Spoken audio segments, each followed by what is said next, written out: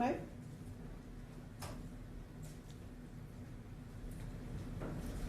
Well, good morning again. Good morning. Hope you are well.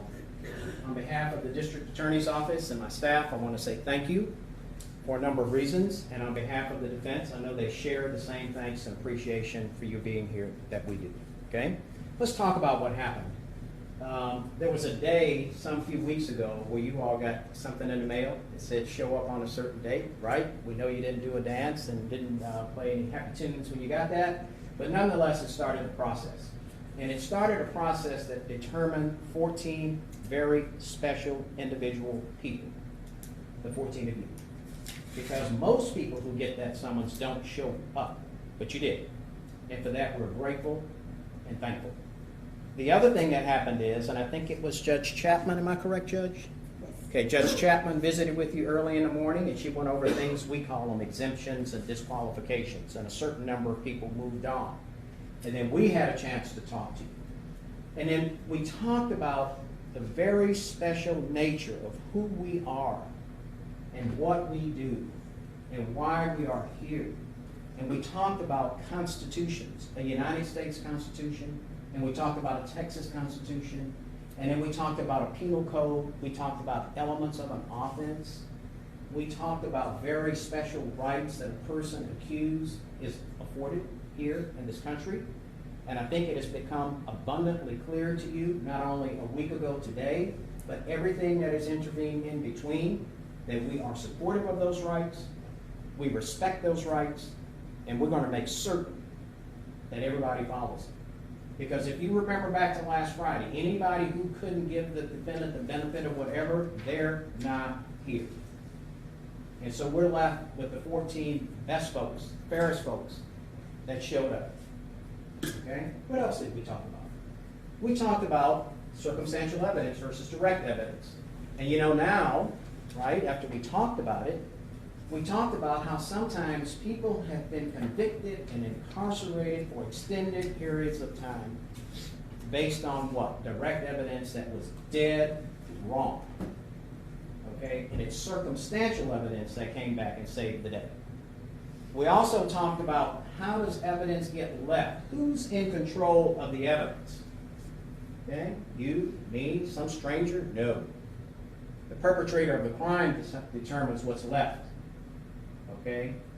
Sometimes to their benefit, and sometimes to their demise. You have plenty of that in this case. And we talked about that. Okay? And we asked you a very specific question that has caused you to be here today. And you'll notice nowhere in the court's charge of the words circumstantial evidence or direct evidence. It's just, did we prove the case beyond a reasonable doubt? That's all we have to do.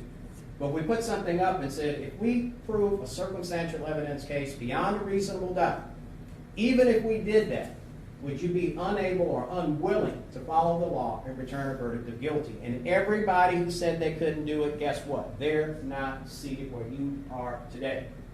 And I could go on and on through the legal things that we talked about. But the bottom line is that the 14 of you told us some things.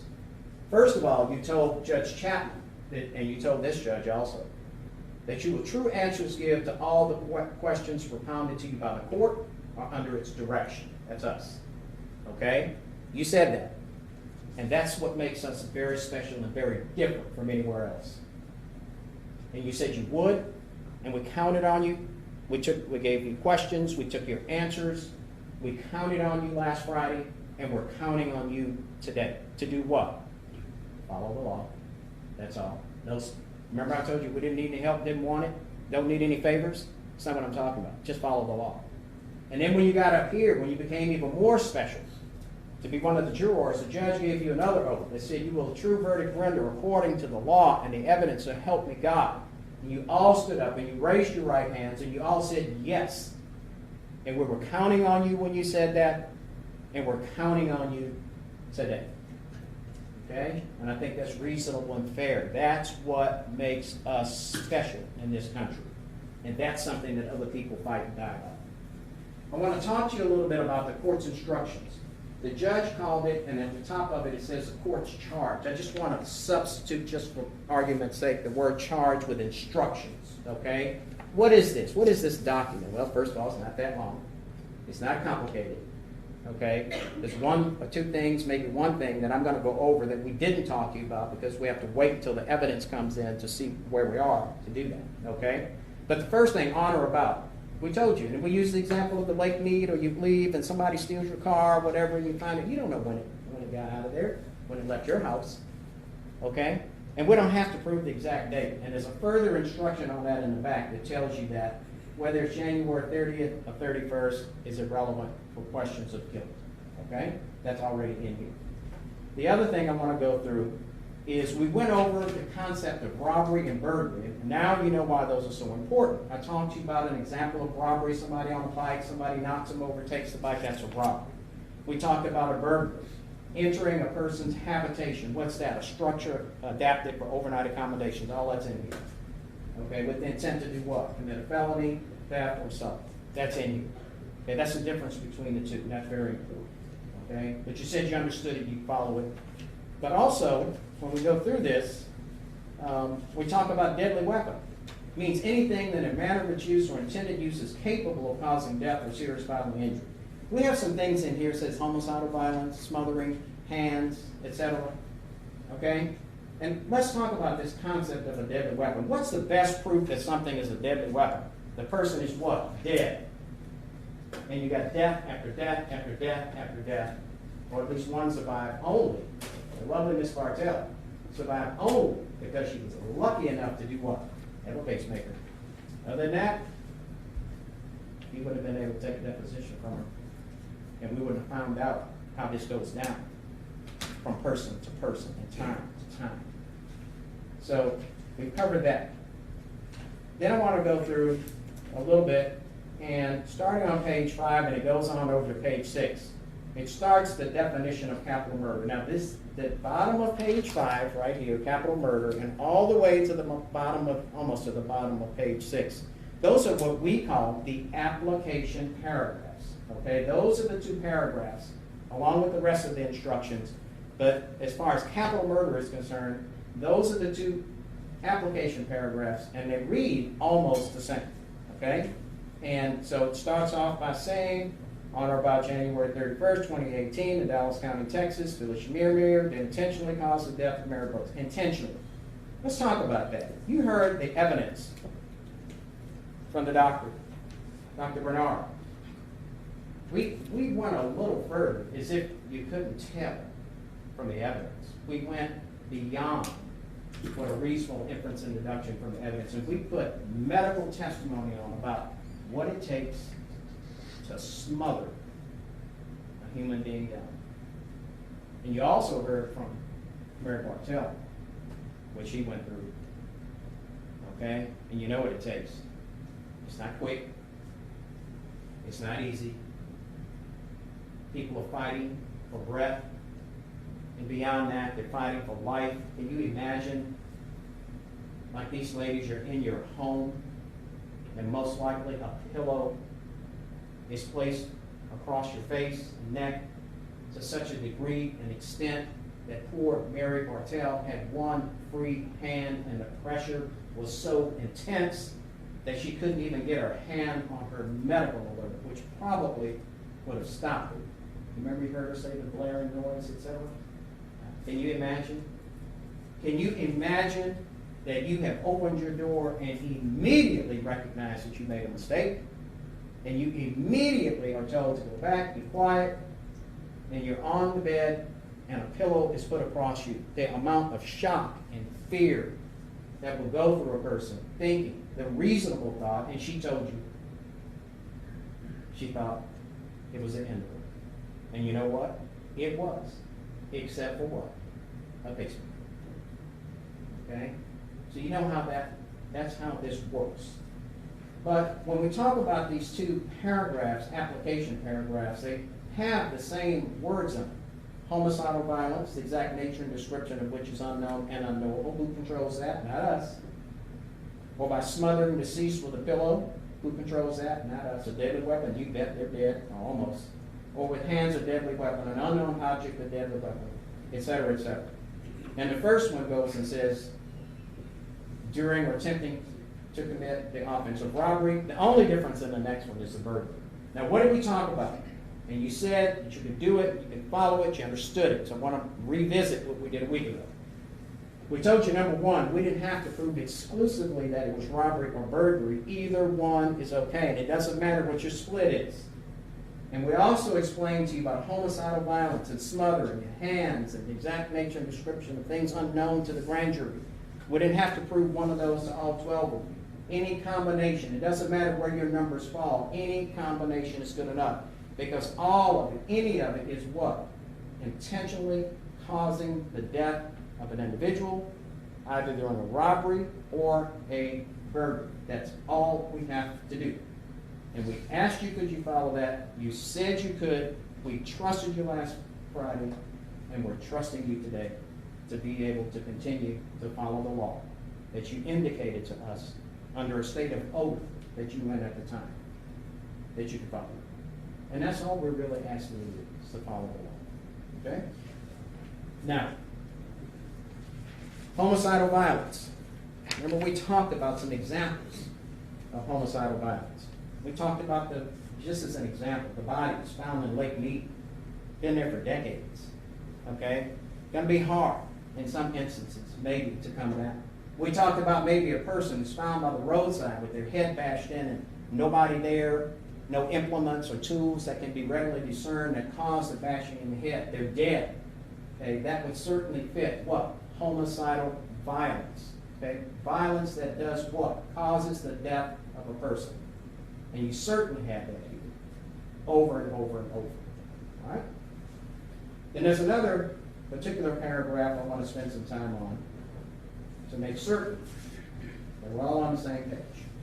We didn't talk about this, okay? Because we have to wait and see what the evidence is. The judge has to make a decision to put this together in a fashion that's legal and appropriate. She's done so. But on page 9, the bottom paragraph says you are instructed. Listen to this carefully. This is really important. This is important as anything else you're going to hear in this case. Okay? You are instructed that there's any testimony before you in this case regarding the defendants having committed an offense other than alleged against him in the indictment in this case. 3 other cases.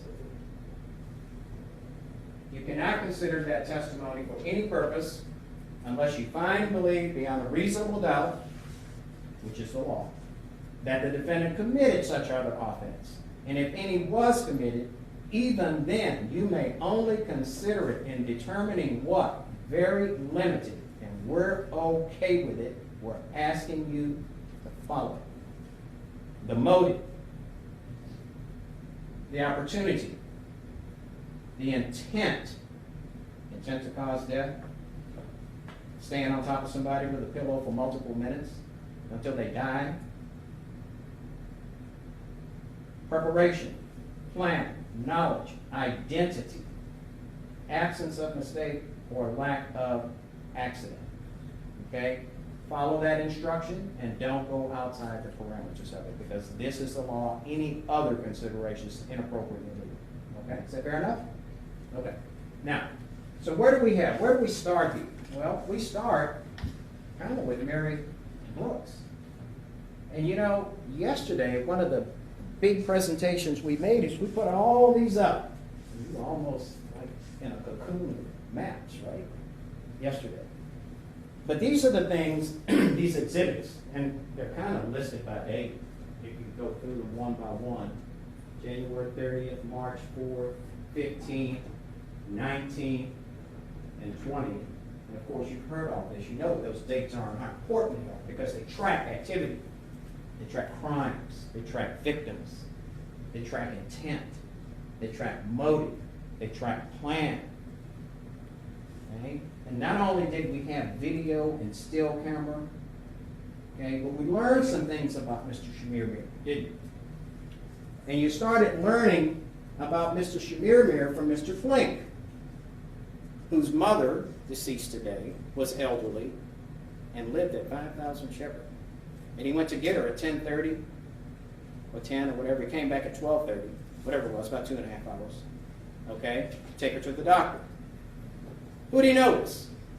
He didn't tell you a person. He didn't give you an identity. He gave you a car and a license plate.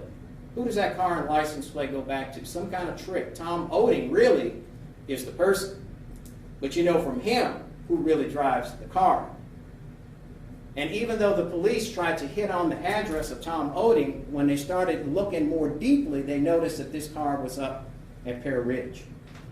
Okay? So they started looking. They started following phones. They started doing things. Okay? But Mr. Plink told them what? He's out here for 2.5 hours. I wondered. I was concerned. I went out and spoke to him. No, I'm just here to see my dad or something like that. Biggest lie you ever heard. Wasn't looking for his dad. Okay? But what else did he say? He stayed out there. He moved the car. He went, got the license plate, turned it in. Thank God. Okay? What else do we know? Well, that's kind of like surveillance, looking for victims. Doesn't it sound like that? Stalking. What else do we know? We know that he hangs out at the Walmart back and forth all the time. We know that he drives in and out. We know that he's capable of hanging out and in fact not capable, in fact doing what? Hanging out at the front, back and forth with a phone up to his ear that you heard from the evidence. Nobody's on that phone, not having a conversation with anybody.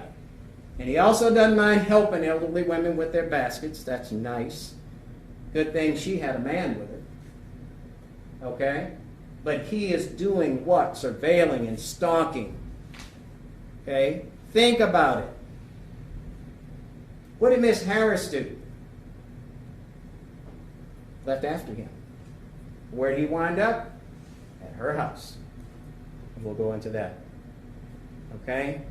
This is a conscious, dedicated effort to stalk, surveil, kill, steal, strip, and sell. That's his job. We all have work. I don't know what you do, whether you're working or not. We all have jobs. But I think the evidence has been quite clear what Mr. Chemirmir's job is. Stalk, surveil, get inside, smother, strip your most precious valuables, family heirlooms. You notice all the junk stuff got left behind? Things got opened and closed. All right? Safe, box, whatever might contain some valuables. Get in it, toss it away. Okay? That's his job. A fundamentally different way of approaching what? Humanity. Okay? We go to work to produce. He goes to work to kill, strip, steal, sell. That's his job. So let's talk about what we brought. Let's talk about Mary Brooks. The first thing, before I even get into all of this, is the idea is probably a little shocking to you to hear from this expert testimony, which your phone does, right? Probably didn't know all that. But sometimes it's necessary. And we'll only do it when it's necessary. And in this case, you had Special Agent said we tell you all about where the phone. I'm not going to go through all that. You just saw it yesterday. Okay? But he also told you, well, yeah, I'm not going to plot it in a certain place. I'll just tell you it's in that area. But he says sometimes it's extraneous or additional or extra evidence that will come in and do what? Validate or cross-validate. They'll validate each other. And you know, from time and time again, he's seen here at the apartments, bang, the phone is right near there. At the Walmart, bang, the phone is right there. At this house, bang, the phone is right there. The other house, bang, the phone is right there. Okay? A ring, gets somebody's ring that was recently taken off their finger just within an hour or so is taken on a hand and put on offer up. And you could look at that ring and tell it was valuable. And for a mere $380, shortly after choking somebody down, he's happy to move it on for the sake of $380. Okay? And you know on Mary Brooks that she was at the Walmart, she was in, he was parked, she came out, she left, he followed her. Okay? The phone puts in there, moving towards her house, phone hitting near her house or at her house, and then of course you know the rest that went on. One of the most important things that came here was, what about this ring? Okay, well, we went the extra step. We went and found not the person who did it, but the person who owned the place. And you notice when we put on that testimony that in his expert opinion, it's the same ring. There is absolutely no reason for you to doubt that. You know why? Because when we said pass the witness, what came from over here? No questions. Without a doubt, expert testimony, unchallenged, unimpeached, uncontradicted, is what? It's the same ring. Okay? Let's go kind of on dates. Miss Martha Williams. This is where we come in to find out the plan, the identity, the motive, intent, etc., etc. Okay? Let's talk about that. She didn't go through her autopsy and have obvious signs of trauma, did she? From two inmates, the private one and the one from Pelham County. Okay? So that tells you that not all of these fall like that in the same way like Miss Harris did. All right? Or Miss Bartell, who got a red face over here, and a cut and a bruise on her nose. Okay? But what do we know? Phone is in the area, okay? And then the phone is where? Dallas Golden Exchange. The receipts show he sold items, and then in his car. Okay? And here's the most, her pillow, when her daughters turned it over, obviously, the expert said hemoglobin. What did she say that is? A component of blood. Okay, let's reasonable inference, that's blood. Her blood. And they said it looked like the impression of a face. Whose face? Her face. It's her bed. She's dead right there. Okay? And so what do we know about that? Well, I don't know how to put 27 zeros on things. Okay? I might give you out where I'm going. But I tell you what, that's an octillion is a whole lot that you got to go find. Okay? Not even the James Webb telescope can find all those planets. All right? That exists. Points to her. Let's forget about, I don't need to talk. You talk about his DNA. We really don't need to talk about Mr. Chemirmir's DNA to solve this riddle. Okay? Why? Because when they go to his car and pull the gloves out, who else's DNA on one of those gloves? Glove number one that you heard. Unfortunately, poor Martha Williams. Wonder how he got in possession. His phone hits there, her jewelry, and all of a sudden in his car in the glove box, the car that he drove, the car that he enjoyed, the car that he surveilled and stalked and went from location to location to commit his crimes, how her, still in the octillions, her DNA got in that car. You know why? Because those gloves were an instrument of death. We use these gloves in here to not contaminate things. We use gloves to protect ourselves. We use gloves so we don't catch anything or give anything. That's not why he uses gloves. You heard from Mary Bartell. She can tell you one thing. One thing she can tell you is of average size, this, that, and the other, and what? Gloves. She said green, so what? Green, black, blue. Okay? But that's what she noticed. And that's what came after her. And so we have that case. To show what? Intent, plan, preparation, etc. And then, of course, I've talked about Mr. Plank, same day, the Walmart, the fake phone call. But let's talk about go another day. Mary Bartell, God bless her. Wasn't she cute? I mean, come on. She was witty, funny. I don't know if you noticed, but to me, a person that age, a barometer of how cognizant they are and their neuromotor skills and their ability to remember. Did you notice her signature when she signed that picture? You can go back and look at it. Okay? It's like they taught us to write. Person in the old day. And it's beautiful. And it doesn't have any squiggly lines. It's straight. And you saw how she answered the questions. If she didn't know something or didn't understand it, she told you. Everything else she told you. She didn't overplay it. Okay, she told you what she remembered, what the truth was. And the truth was that somebody went in that house, okay? And you know who it is. Got the phone there, got everything. And tried to kill her. But for the pacemaker, she wouldn't have been there. And what happens right after that? I mean, this, don't forget, 9:30, 10:30 or so, people are starting to figure out what's going on, friends and what have you. But at 10:31 or 10:29, we get off of his offer-up account him taking a picture. Found it. It's got your geolocation on it. Got the Creuzot, you 25. Thank you. Where'd that put? Right there, this part. Put it on for sale. You heard Mr. Saleh, sold it to him. Receipts corroborate. Ms. Harris, this is the easiest one, of course. He didn't have a chance to sell anything and put it on offer up because he was headed home. Okay, he just happened. They were all on top of it and they understood what was going on. They stopped him. What does he have? Her keys to her house. The $2 bills, these quirky little $2 bills.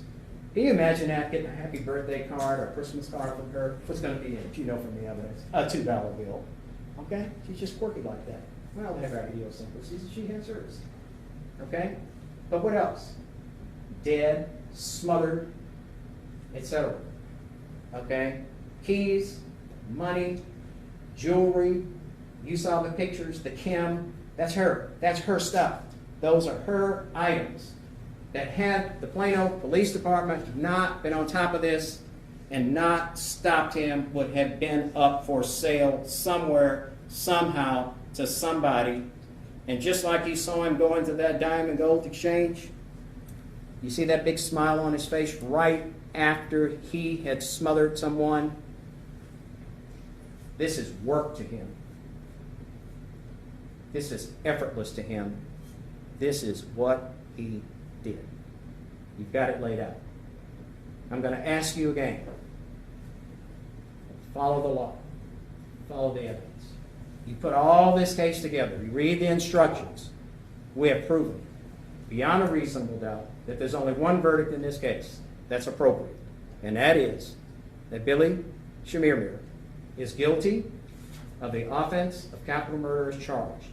And now that you sat here for these 5 days in this courtroom and listened to this testimony, this is our lives. This is what we do every day.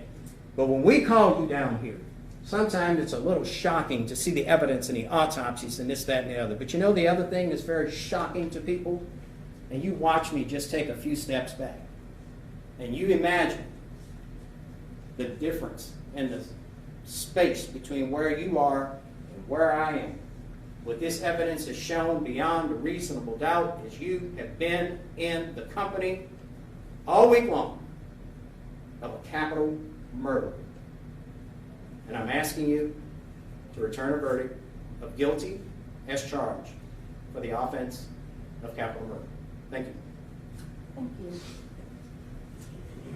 And Mr. Warren or Mr. Hayes, who will be going?